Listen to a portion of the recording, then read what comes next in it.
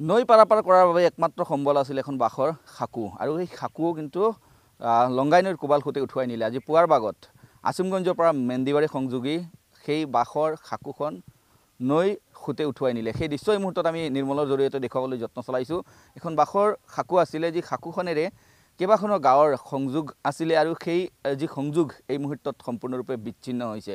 অতি দুখৰ কথাটো হৈছে যে বিগত কেইবাবছৰ পূৰ্বে এই ঠাইত এখন আঁচনি গ্ৰহণ কৰা হৈছিল, য'ত পকী দলং হোৱাৰ কথা আছিল, কিন্তু সেই দলঙৰ কেৱল মাত্ৰ দুটা খুঁটাই আছে। যদি নিৰ্মলে দেখুৱাই পকী খুঁটা দুটা এই মুহূৰ্তত আমি দেখা পাইছোঁ, দুটা নহয় তিনিটা খুঁটা ইতিমধ্যে সম্পন্ন হৈছে। ইয়াৰ পিছত একো হোৱা নাই।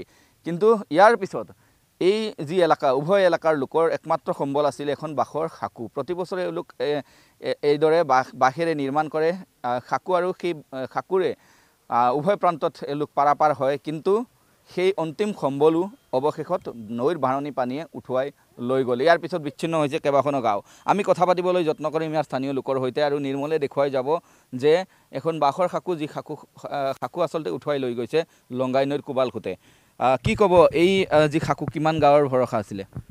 এইটো এই লংগাই নদীৰ ওপৰত চাকুটো মানে পশ্চিম প্ৰান্ত আছে। এটা 15-20টা ৱাৰ্ড আছে, যেটা বৃহত্তৰ লক্ষীপুৰ, মেন্দিবাৰী, টুকুৰবাজাৰ পশ্চিম প্ৰান্তত।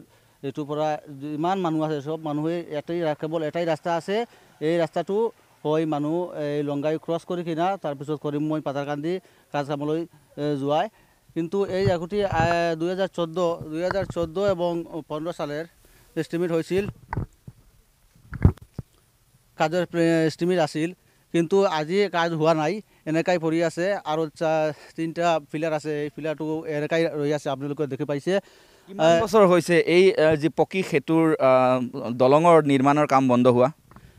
এইটোৰ কাজটো আৰম্ভ হৈছিল 2014-15, তাৰপিছত আজি এনেকাই আছে, এনেকাই পৰি আছে, কাজ এতিয়াও হোৱা নাই। 2014-15 পিছত কিমান বছৰ কাম হৈছিল দলঙৰ? 5 বছৰ আৰু হৈছে 9 বছৰ হৈ গৈছে, এতিয়াও কাজ হোৱা নাই। 9 বছৰৰ পৰা কাম বন্ধ। এইটো একমাত্ৰ এই বৃহত্তৰ এলেকাৰ পশ্চিম প্ৰান্ত এবং পূৰ্ব প্ৰান্তৰ এই যাতায়াতেৰ লোক একমাত্ৰ ৰাস্তা হল এই বাছৰ চাকু। আমৰা প্ৰতি বছৰই এই চাকুৰ পৰা ছোটো ছোটো পশ্চিম প্ৰান্ততো চৰকাৰী বিদ্যালয় আছে, প্ৰাইভেট বিদ্যালয় আছে, পূৰ্ব প্ৰান্ত আছিমগঞ্জ স্কুলৰ ছোটো ছোটো ল'ৰা আৰু মাইকীবিলাক এই স্কুলতে যায়। এই বাছৰ চাকুবিলাক জীৱনেৰ বাবুকে নিয়া, মৃত্যুৰ বাবুকে নিয়া এনেকৈ পাৰ হৈ যায়। আৰু এইটো আপুনি দেখি পাইছে, তো এতিয়া নদীৰ জল বাঢ়ি যাওয়াৰ পিছত এই চাকু কিনা ভাঙি যাইছে।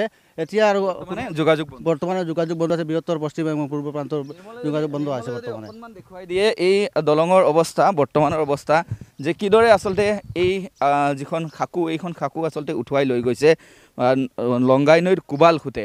আৰু ইয়াৰ পিছত সম্পূৰ্ণৰূপে যোগাযোগ বিচ্ছিন্ন হৈছে কেইবাখনো গাঁৱৰ লোকৰ, আৰু এই মুহূৰ্তত এক প্ৰকাৰ বিচ্ছিন্ন যোগাযোগ এওঁলোকৰ। আৰু আমি এই যি দৃশ্যাংশ, এই দৃশ্যাংশ দেখুৱাই গৈছোঁ যে কিদৰে নৈৰ কোবাল খুঁটে এই যি দলং বা এই যিখন খাকু, এইখন খাকু উঠুৱাই লৈ গ'ল। কেমেৰাত নিৰ্মলৰ সহযোগত কৰিমগঞ্জৰ পৰা মই মিষ্টু দত্ত, NKTV+।